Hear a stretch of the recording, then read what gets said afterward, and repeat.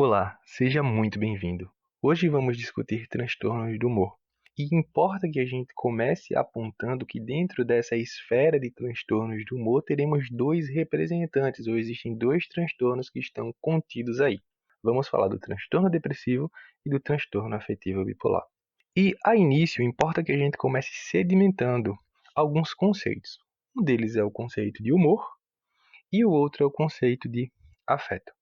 Humor é a disposição afetiva de fundo, aquela que penetra na expectativa psíquica do indivíduo como um todo. As respostas, toda a compreensão, a construção disso é humor.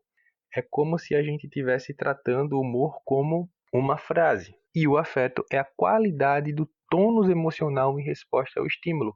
Seriam os aspectos mais pontuais. É como se o afeto fosse as palavras que formam essa frase que é humor. Ou que o humor fosse uma regra e o afeto fosse os centímetros que formam essa regra. E aí a gente vai entender, o humor não é constante, existe uma modulação, existe uma oscilação e isso está dentro de um eixo que ao longo do tempo vai variando, assim como o afeto também muda. E aqui eu fiz esse gráfico, né? E a gente vai entender que as linhas superior e inferior dizem respeito a um padrão de normalidade e a linha central seria a média.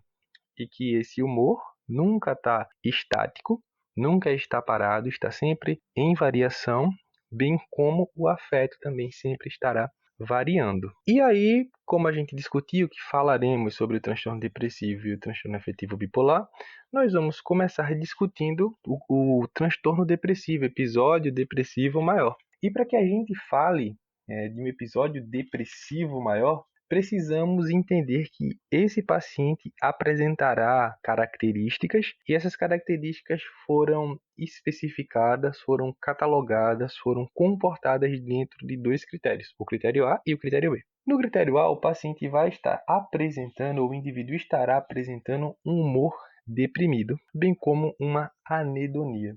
E a anedonia é a diminuição do prazer, a vontade de fazer as coisas, aquilo que ele fazia. E critério B, nós teremos como esses critérios alteração de padrão de sono, alteração de apetite, alteração psicomotora, baixa autoestima, redução das energias, culpa ou pensamentos de que as coisas não dão certo na vida do indivíduo, das pessoas que estão ao seu redor por conta dela, que era melhor que ela não tivesse envolvida com isso. E essas alterações no padrão do sono que estarão presentes podem ser tanto para um aumento da quantidade de horas dormidas, como também para uma diminuição da quantidade de horas dormidas. No geral, é uma insônia que acontece mais de forma assim terminal. O paciente acorda muito cedo e fica ali martelando os problemas que ele tem enfrentado, que ele está enfrentando. E aí, diante disso, para que a gente consiga estabelecer o diagnóstico, nós precisaremos ter pelo menos um sintoma do critério A e 4 ou mais do critério B. E a duração desses sintomas deve ser superior a 2 semanas. E nesse intervalo de tempo, inste comprovado a evidência de um prejuízo considerável para suas atividades familiares, atividades laborais, atividades escolares. E aí, feito esse diagnóstico, essa identificação de um episódio de depressão maior, a gente vai classificar de acordo com a gravidade, que é uma classificação assim importante para a abordagem que a gente vai ter desse paciente, mas aqui entra em uma situação relativamente subjetiva, né? Mas aqui tentamos organizar de forma a partir dos guidelines e dos protocolos que nós temos, para que fique mais fácil a compreensão. O episódio depressivo maior ele pode apresentar sim características de um transtorno leve, e aqui existe uma dificuldade para a execução das atividades cotidianas, mas o indivíduo ele não para de desenvolver as atividades que ele desenvolve rotineiramente, o que desenvolvia antes de apresentar o episódio. Quando falamos de gravidade moderada, o indivíduo ele já para de fazer as atividades do cotidiano. Então ele não consegue mais estudar, mais ter uma vida normal em família, ele não consegue mais desempenhar suas atividades laborais. Quando a gente vai falar de um quadro grave, a gente vai ter sintomas psicóticos associados a esse quadro, né? E aí esses sintomas chaves que a gente precisa entender: ideação suicida, catatonia. E a catatonia é essa repercussão física. E aqui existem achados que a gente vai ter no exame físico desse paciente, e que serão demonstrados aqui. A gente tem um sinal do travesseiro que compõe esses sintomas chaves e a gente vai passar o vídeo agora.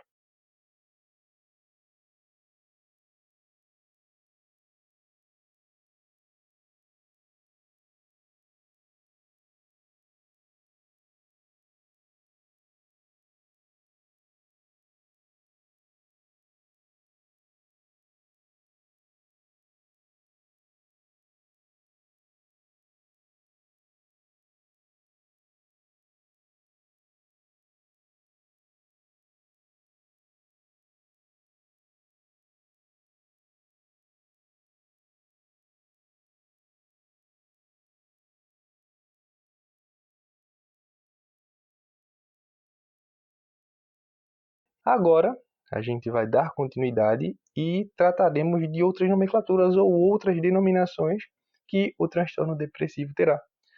A depressão psicótica, que é aquela que vai cursar com alucinações ou delírios.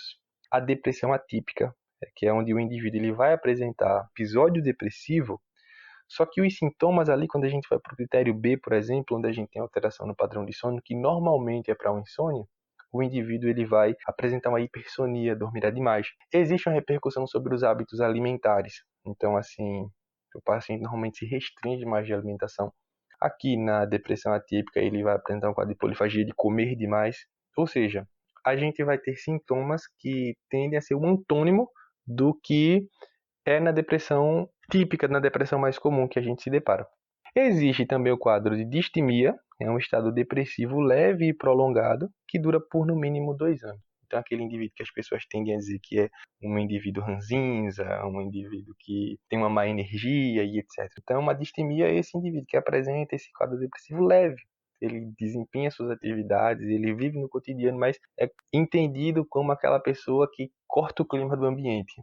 Mas aí, ele tem sintomas como esses sintomas de depressão leves durante por 2 anos. Existe a depressão pós-parto e é importante a gente entender o conceito médico do pós-parto até 6 semanas após o parto, e ele vai poder se apresentar como blues puerperal, como a depressão pós-parto em si e como a psicose puerperal. O blues puerperal ele pode estar presente em cerca de 50, alguns guidelines, alguns protocolos indicam até cerca de 80% das mulheres, ele pode estar presente em algum nível, e aqui é onde vai se ter uma labilidade emocional importante por conta dessa flutuação hormonal e serão apresentados ali sintomas onde a paciente, o indivíduo, a mamãe, ela vai procurar o filho com mais frequência, ela vai estar muito vulnerável a palavras que sejam ditas para ela, mas é um quadro que é benigno, um quadro que se resolve sozinho, a gente tem somente que acalmar a paciente que as coisas voltam ao lugar. Quando falamos do transtorno afetivo bipolar, o TAB, a gente precisa apontar que existe o tipo 1, tipo 2, o misto e a ciclotimia. Esse paciente ele irá justamente apresentar características de transtorno depressivo em certos períodos e também de mania. Nessa fase de mania, o paciente dormirá menos, estará hiperativo, terá um pensamento acelerado, ideias de grandiosidade, pode apresentar sintomas psicóticos, uma pressão em seu discurso e também um aumento de sua autoestima. Esse paciente, ele apresenta esse quadro em mania e para que a gente consiga classificar o tipo de transtorno afetivo bipolar do paciente, a gente vai sedimentar alguns conceitos. O TAB tipo 1, o paciente alterna mania com depressão. Esse humor está exaltado por pelo menos uma semana e ele precisa ter pelo menos 3 critérios de mania, esses que a gente citou anteriormente. Quando falamos de transtorno afetivo bipolar de tipo 2, existe uma hipomania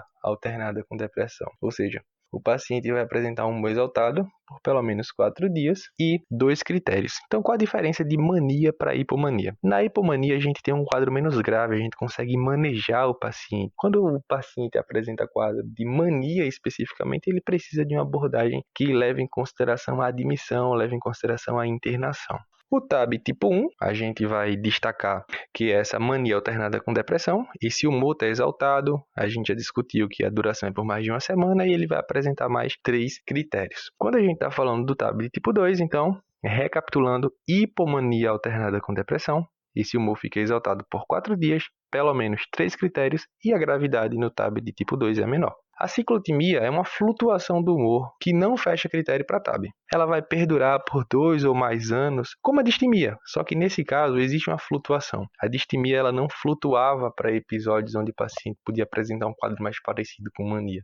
O diagnóstico, o TAB de tipo 1, ele pode ser feito se mesmo o paciente apresentando somente uma fase de mania. Se você identifica uma fase de mania, você já está autorizado a fazer o diagnóstico do paciente. O TAB de tipo 2, o paciente ele vai apresentar episódio de depressão e de hipomania, e aí eu consigo fechar o diagnóstico. Não exclusivamente com a hipomania. Eu preciso do episódio depressivo associado à hipomania. Então, a história, na anamnese desse paciente é muito importante. Claro que em ambos os casos, quando a gente vai fazer essa abordagem. O estado misto é o paciente que vai apresentar hipomania, depressão, mania e um intervalo muito curto de tempo, eventualmente até em um dia. É uma loucura. O tratamento do TAB leva em consideração justamente o fato de evitar a utilização de antidepressivos. Por quê? Porque se o paciente está em um momento depressivo e você oferta antidepressivo para ele, e não é apenas um estado depressivo, mas é um estado de transtorno afetivo bipolar, você vai fazer o paciente converter-se para hipomania até para mania. Então, esse tratamento é feito com estabilizadores de humor, onde a gente vai ter, por exemplo, o lítio, o valproato de sódio. E, claro, a individualização de tratamento, a psicoterapia associada, e a gente vai manejando o paciente de acordo com o seu cotidiano, de acordo com o seu dia a dia. Então, hoje discutimos episódio depressivo e transtorno afetivo bipolar. Espero que agregue conhecimento a vocês e qualquer dúvida, qualquer comentário, qualquer sugestão, vocês podem fazer aí embaixo. Um abraço.